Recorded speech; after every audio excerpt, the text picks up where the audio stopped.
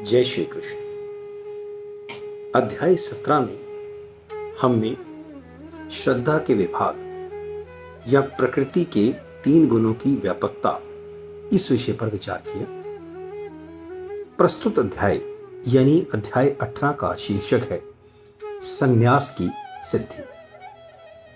इस अध्याय में कुल 78 श्लोक हैं। जिस प्रकार अध्याय 2 में गीता की संपूर्ण विषय वस्तु यानी सब्जेक्ट मैटर की प्रस्तावना या सार या प्रियम्बल था, अध्याय 18 जो है वो गीता के सारे उपदेशों का सारांश या जिस्ट है।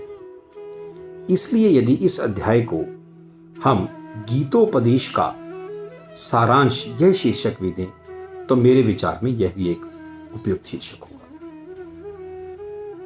अर्जुन के द्वारा पूछे जाने पर संन्यास तथा त्याग को परिभाषित करते हुए भगवान श्री कृष्ण कहते हैं कि भौतिक इच्छा पर आधारित कर्मों के परित्याग यानी ऐसे कर्मों जिनका उद्देश्य किसी भौतिक लक्ष्य को प्राप्त करना हो, उनका त्याग करना संन्यास कहलाता है। और समस्त कर्मों के फल त्याग को बुद्धिमान लोग त्याग कहते हैं, यानी अपने कार्यों से मिलने वाले फल अर्थात धन, मान सम्मान, प्रतिष्ठा इत्यादि को स्वार्थ की बजाय परमार्थ में लगाना ही त्याग कहलाता है। भगवान कहते हैं कि यज्ञ, दान तथा तपस्या के कर्मों का कभी भी परित्याग नहीं करना चाहिए, क्योंकि ये तो ऐसे विषय वस्तु हैं जो महात्माओं को भी शुद्ध बनाते हैं। कृष्ण कहते हैं कि शास्त्रानुसार त्याग 3 प्रकार का होता है। भगवान कहते हैं कि अपने नियत अथवा निर्दिष्ट कर्तव्यों को कभी भी त्यागना नहीं चाहिए, परंतु यदि कोई व्यक्ति मोहवश अपने नियत कर्मों का त्याग कर देता है तो ऐसे त्याग को तामसी कहा जाता है। दूसरी ओर यदि कोई व्यक्ति नियत कर्मों को कष्टप्रद समझकर या शारीरिक क्लेश के भय से त्याग देता है तो ऐसे त्याग को रजोगुनी कहते हैं और इससे कभी भी उच्च फल प्राप्त नहीं होता। तीसरी ओर यदि कोई व्यक्ति नियत कर्मों अपने नियत कर्तव्यों को करणीय मानकर करता है और समस्त भौतिक संगति या फल की आसक्ति को त्याग देता है तो उसका त्याग सात्विक कहलाता है। भगवान कहते हैं कि समस्त कर्मों की पूर्ति के लिए वेदांत अनुसार 5 कारण हैं। नंबर 1, कर्म का स्थान यानी शरीर हमारा देह। नंबर 2, कर्ता यानी आत्मा। नंबर 3, विभिन्न इंद्रियां। नंबर 4, अनेक प्रकार के प्रयास तथा अंतिम और 5वां परमात्मा। मनुष्य अपने शरीर, मन तथा वाणी से जो भी उचित अथवा अनुचित कर्म करता है वह इन 5 कारणों के फलस्वरूप ही होता है। और जो इन 5 कारणों को ना मानकर केवल खुद को ही, अपने आप को ही एकमात्र कर्ता मानता है, ऐसा व्यक्ति ना तो बुद्धिमान होता है और ना ही उसे वस्तुओं को सही रूप में देखने का ज्ञान होता है। तो यानी ऐसा व्यक्ति मूर्ख भी होता है और उसकी दृष्टि जो है वो भी प्रॉपर नहीं होती, या ये कह लीजिए कि वो दृष्टि भ्रम से ग्रसित होता है। अब आगे भगवान कृष्ण प्रकृति के 3 गुणों के अनुसार ज्ञान, कर्म, कर्ता, बुद्धि, संकल्प तथा सुख, इन 6 विषयों के 3 भेदों को बताते हैं। यहां हम उपरोक्त 6 विषयों को प्रत्येक गुणों के अनुसार एक साथ लेंगे ताकि विषय को आसानी से समझा जा सके यानी पहले प्रकृति के एक गुण का उपरोक्त पांचों विषयों पर प्रभाव, फिर दूसरे गुण का इन पर प्रभाव और फिर तीसरे गुण का इन पर प्रभाव देखेंगे। तो इस कड़ी में सबसे पहला गुण है सात्विक यानी सतोगुण। अब सतोगुण का इन पांचों छयों विषयों पर क्या प्रभाव है यह हम देखेंगे। कृष्ण कहते हैं कि जिस ज्ञान से अनंत रूपों में बटे हुए सारे जीवों में एक ही आत्मा नजर आती है वह ज्ञान सात्विक है। यानी इस ज्ञान को पाकर मनुष्य यह जान जाता है कि पशु, पक्षी, स्त्री, पुरुष इत्यादि सभी में एक ही आत्मा निवास करती है, जिसका कोई लिंग, वर्ण, जाति अथवा प्रजाति नहीं होती। ऐसा व्यक्ति सभी जीवों में एक ही प्रकार की आत्मा का दर्शन करता है और कभी भी gender biased, status biased, species biased इत्यादि नहीं होता। कृष्ण कहते हैं कि जो कर्म नियत हैं, आसक्ति तथा राग द्वेष से रहित अथवा कर्म फल की चाह के बिना किए जाते हैं, ऐसे कर्म सात्विक कहलाते हैं। और जो कर्ता कर्म फल की आसक्ति से रहित होकर, अहंकार से रहित होकर और संकल्प एवं उत्साह पूर्वक अपना नियत कर्म करता है और सफलता तथा असफलता में सदैव समभाव रहता है, वह कर्ता सात्विक कहलाता है।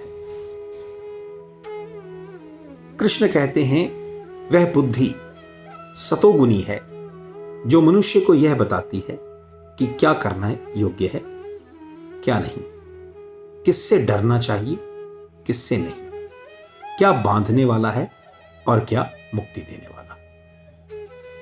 आगे वह संकल्प, ऐसा संकल्प जो अटूट है तथा जो मन, प्राण तथा इंद्रियों के क्रियाकलापों को योगाभ्यास द्वारा अटल रहकर वश में रखता है, ऐसा संकल्प सात्विक है।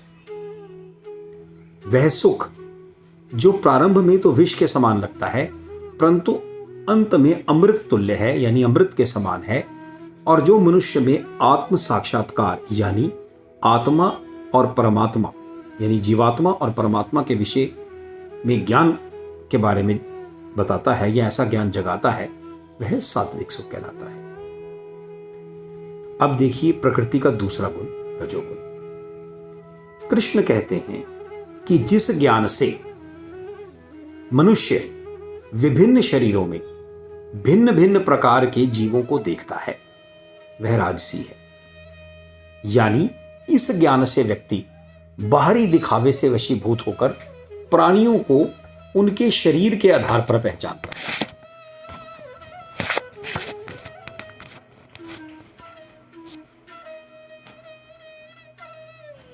यानी लिंग, वर्ण, जाति और प्रजाति का भेद करता है और उसी हिसाब से किसी को ऊंचा या नीचा समझता है।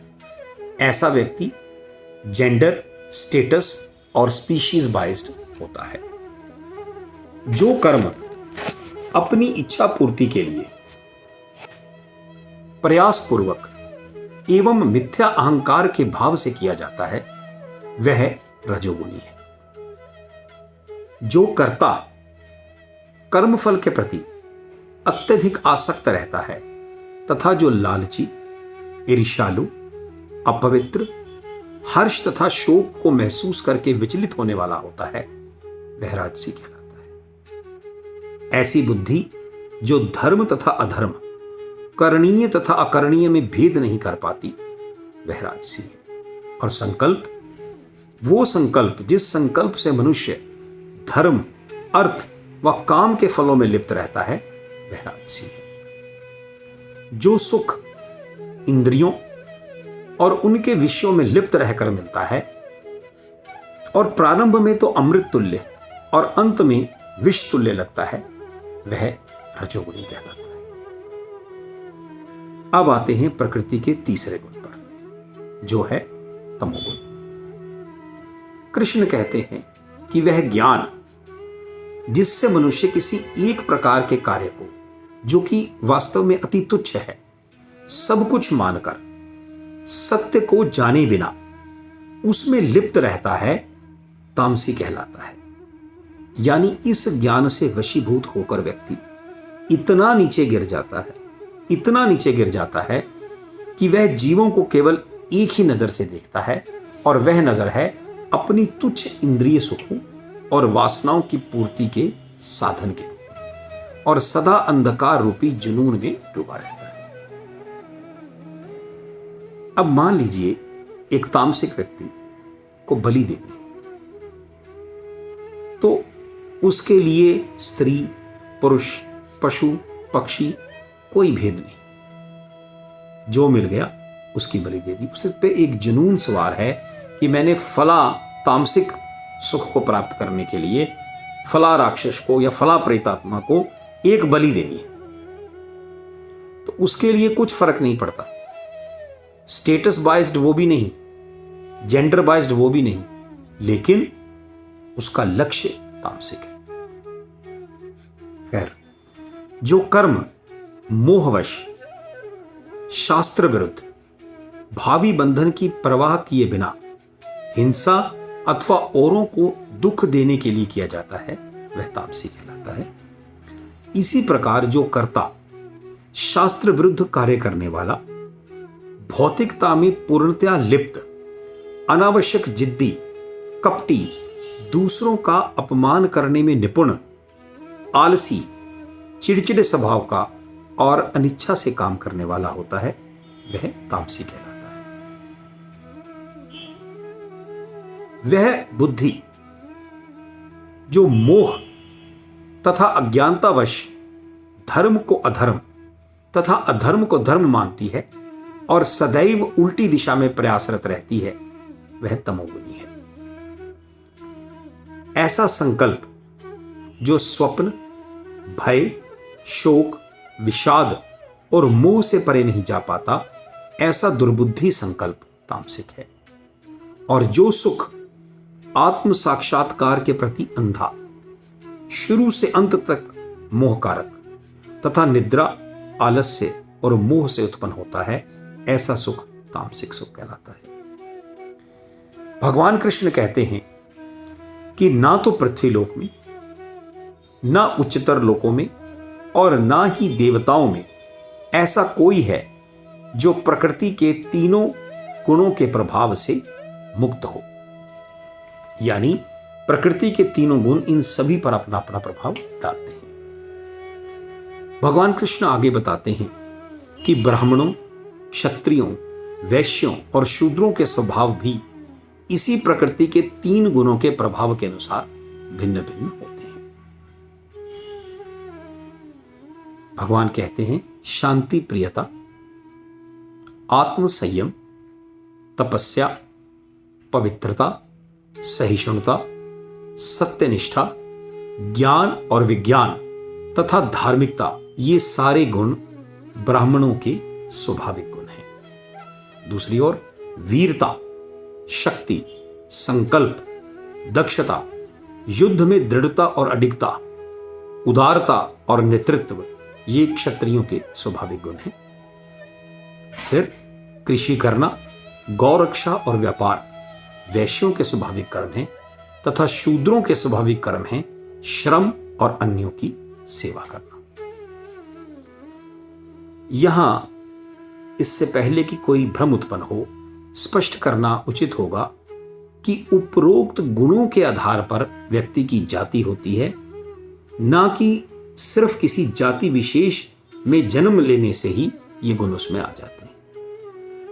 अर्थात वर्ण व्यवस्था के ओरिजिनल स्वरूप के अनुसार जिसमें इन उपरोक्त गुणों में जिस श्रेणी का गुण होगा, वो उस श्रेणी का व्यक्ति ब्राह्मण, क्षत्रिय, वैश्य, शूद्र माना जाएगा। ऐसा नहीं कि जन्म ले लिया ब्राह्मण कुल में तो ब्राह्मणों के गुण आ जाएंगे, क्षत्रिय कुल में जन्म ले लिया तो क्षत्रियों के गुण आ जाएंगे, ये नहीं। भगवान कहते हैं कि अपने अपने कर्म के गुणों का पालन करते हुए प्रत्येक व्यक्ति सिद्ध हो सकता है। जो सभी प्राणियों का उद्गम है और सर्वव्यापी है, यानी वह भगवान, उसकी उपासना करके मनुष्य अपने अपने गुण स्वभाव के अनुसार कर्म करते हुए भी पूर्णता प्राप्त कर सकता है। कृष्ण कहते हैं कि व्यक्ति को अपने वृत्तिपरक या स्वभाववश या व्यवसायवश नियत कार्य को करना चाहिए, चाहे वह कितना ही त्रुटिपूर्ण ढंग से क्यों न किया गया हो। अन्य किसी के कार्य को स्वीकार करके अच्छी प्रकार से करने की अपेक्षा अपने स्वभाववश किया गया कार्य ही श्रेष्ठतर है। अपने स्वभाव के अनुसार निर्दिष्ट कर्म करके व्यक्ति कभी भी पाप से प्रभावित नहीं होते। इसका अर्थ यह है कि प्रकृति द्वारा प्रदत्त 3 गुणों के अनुसार जैसा स्वभाव हो वैसा कार्य करना चाहिए और किसी दूसरे के कार्य का अनुसरण नहीं करना चाहिए। उदाहरणार्थ, यदि ब्राह्मण कुल में कोई व्यक्ति उत्पन्न हुआ, पैदा हुआ और स्वभावतः श्रम और सेवा यानी शूद्रों के कार्यों की तरफ आकृष्ट होता है, तो उसे झूठ मूठ ही अपने को ब्राह्मण घोषित नहीं करना चाहिए, वरन अपने स्वभाववश सेवा कार्यों को ही करना चाहिए। इस प्रकार स्वभाववश नियत कार्य करने से व्यक्ति को पाप नहीं लगता, बशर्ते कि वह अपने इन सभी कार्यों को ईश्वर को अर्पण करके करे। संत रविदास का उदाहरण हम सबके सामने है, जिनका कार्य या व्यवसाय मरे हुए जानवरों की खाल को धोना साफ करना था। उन्होंने उसी पानी में, उस कठौती में जिसमें वो उनका चमड़ा साफ करते थे, उसमें से ही मां गंगा जैसी पवित्र नदी को भी प्रकट कर दिया था। सो अपने व्यवसाय के नियत कार्य को करते हुए भी, क्योंकि सदा वो ईश्वर में लीन रहते थे, वो सिद्धि को प्राप्त कर पाए। कृष्ण कहते हैं कि अपनी बुद्धि से शुद्ध होकर तथा धैर्यपूर्वक मन को वश में करते हुए इंद्रिय तृप्ति के विषयों का त्याग कर राग तथा द्वेष से मुक्त होकर जो व्यक्ति एकांत में वास करता है, जो थोड़ा खाता है, जो अपने शरीर, मन तथा वाणी को वश में रखता है और सदैव समाधि में रहता है तथा पूरी तरह विरक्त, मिथ्या अहंकार, मिथ्या शक्ति, मिथ्या गर्व, काम, क्रोध तथा भौतिक वस्तुओं के संग्रह से मुक्त है, जो मिथ्या स्वामित्व की भावना से रहित तथा शांत है, वह निश्चय ही आत्म साक्षात्कार के पद को प्राप्त होता है। आगे भगवान कृष्ण बड़ा सरल मार्ग बताते हुए कहते हैं कि केवल शुद्ध भक्ति से ही मुझे यथा स्वरूप में जाना जा सकता है। मेरी इस प्रकार की सच्ची भक्ति से ही व्यक्ति वैकुंठ में प्रवेश कर सकता है। भगवान कृष्ण अर्जुन के माध्यम से हम सभी सांसारिक व्यक्तियों को, अपने भक्तों को बड़ा सुंदर आश्वासन देते हुए 66वें श्लोक में कहते हैं, सर्वधर्मान परित्यज्य माम एकम शरणम व्रज अहम त्वाम सर्व पापेभ्यो मोक्षयिष्यामि मा शुचा। अर्थात सभी धर्मों का परित्याग करके सिर्फ एक मेरी शरण ग्रहण करो, यानी परम पिता परमेश्वर की ही शरण में जाओ। भगवान कहते हैं कि मैं तुम्हें सभी पापों से मुक्त करके मोक्ष प्रदान कर दूंगा, मां शुचा, तुम्हें चिंता करने की जरूरत नहीं। अब जब हम प्राणियों को स्वयं परमात्मा यह आश्वासन दे दे कि सिर्फ हमें क्या करना है, उस परमपिता परमेश्वर की शरण लेनी है, बाकी हमारे कर्मों का हिसाब वो स्वयं देख लेगा। कई बार हम कहते हैं ना, जा ये काम कर, जो होगा मैं देख लूंगा। तो ऐसे ईश्वर ने हम प्राणियों को कहा, अपने कर्म करो जो भी नियत कर्म है, लेकिन शरण उस परमपिता परमेश्वर की रखो, फिर ना तुम्हें पाप लगेंगे, ना जन्म मरण का चक्र होगा, चिंता करने की तुम्हें आवश्यकता ही नहीं। कृष्ण यहां एक नोट ऑफ कॉशन भी देते हैं। वो कहते हैं कि यह गुह ज्ञान उन लोगों को कभी ना बताया जाए जो ना तो संयमी हैं, ना एकनिष्ठ हैं, ना भक्तिरत हैं, और ना ही वो जो मुझसे द्वेष रखते हैं यानी नास्तिक हैं। यानी यह ज्ञान, यह शिक्षा उन लोगों के लिए कदापि नहीं है। अब आगे कृष्ण ने जो कहा वो मुझ पर और आप पर लगता है। कृष्ण कहते हैं कि जो व्यक्ति भक्तों को यह परम रहस्य बताता है वह निश्चय ही मुझे प्राप्त करता है, इसमें कोई भी संदेह नहीं। इस संसार में उसकी अपेक्षा मुझे और कोई भी अधिक प्रिय नहीं है और ना ही होगा। तो निश्चय ही इसे सुनकर मुझे संतुष्टि मिली। अब आप मेरे लिए भी सुन लीजिए। भगवान कृष्ण कहते हैं कि जो भी द्वेष रहित होकर और श्रद्धा से इस गीता के ज्ञान को सुनता है, जैसे कि आप पीछे इतनी कड़ियों से सुनते आ रहे हैं और आज भी सुन रहे हैं, वह सारे पापों से मुक्त हो जाता है और उन शुभ लोकों को प्राप्त करता है जहां पुण्यात्माएं निवास करती हैं। तो मेरा आपसे यह ज्ञान बांटना, आपका यह ज्ञान सुनना, दोनों ही सफल है। भगवान कृष्ण के इस प्रकार के वचनों तथा ज्ञान को सुनकर अर्जुन की जो स्थिति होती है उसे 73वें श्लोक में अर्जुन के ही मुख से कहा गया है। और वास्तव में यदि हमने इन सब श्रृंखलाओं में इन सभी अध्यायों को ध्यानपूर्वक सुना हो तो यही स्थिति हमारी भी है। तो 73वें श्लोक में अर्जुन कहते हैं, नष्टो मोहा स्मृति लब्धा तो प्रसादात मया अच्युत स्थितोस्मि गत संदेहा करिष्ये वचनम तब। यानी हे अविनाशी, आपके अनुग्रह से मेरा मोह दूर हो गया है, मेरी खोई हुई स्मरण शक्ति मुझे पुनः प्राप्त हो गई है।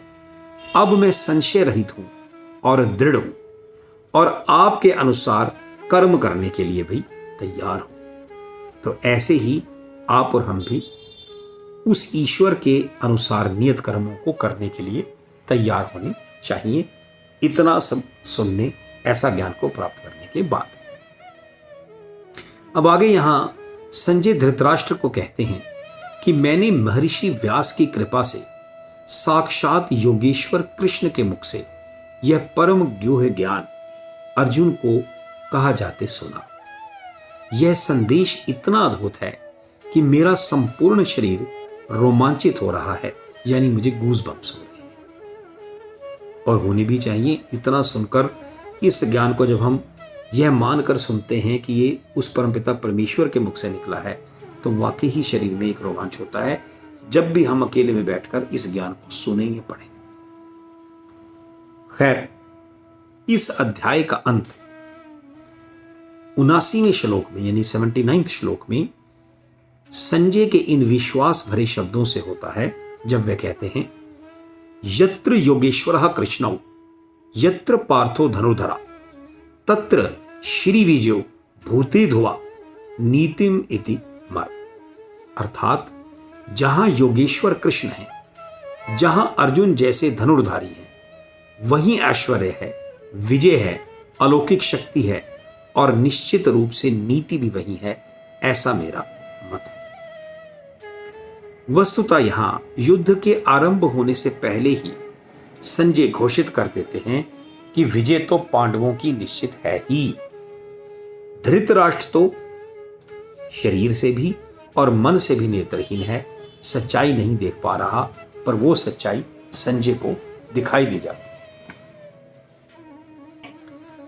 अब इस प्रकार आज हम अपनी इस अलौकिक यात्रा के अंतिम पड़ाव पर आ पहुंचे हैं, जो कि हमने 9 जनवरी 2021 को आरंभ किया था। अब भगवान कृष्ण के मुख से निकले इस परम ज्ञान का सार हमारे पास आ चुका है, जो शायद इस समय से पहले हम में से काफी लोगों के पास नहीं था, जिनमें से मैं भी एक था। यहां भगवान कृष्ण इस ज्ञान रूपी अमृत और हमारी चेतना रूपी प्यास के साथ हमें स्वतंत्र छोड़ देते हैं। अब ये हम पर है कि हम इससे अपनी अपनी प्यास के मुताबिक कितना कितना ग्रहण कर पाते हैं। हमारी ग्रहण शक्ति, जो ग्राह्य शक्ति है, वो भी यहाँ एक इंटरेस्टिंग बात है, प्रकृति के 3 गुणों का हम पर कैसा प्रभाव है उस पर ही निर्भर करेगी। यानी अपनी सात्विक, राजसिक और तामसिक प्रवृत्ति के अनुसार ही हम इसे ग्रहण कर पाएंगे और अपने जीवन का उद्धार कर सकेंगे, ऐसा मेरा मानना है। ईश कृपा से मुझे यह ड्यूटी मिली थी जिसे मैंने निभाने का अपनी सामर्थ्य अनुसार प्रयास किया है। अब यह प्रयास कितना सफल हो पाया या नहीं, इसके एग्जामिनर आप हैं। आपके विचारों का मुझे इंतजार भी रहेगा। अब इसके साथ ही मैं आपसे विदा लेता हूं। अलविदा नहीं कह रहा, क्योंकि अभी कुछ बातें शेष रहती हैं इस श्रीमद् भगवद गीता के ज्ञान के बारे में करने की।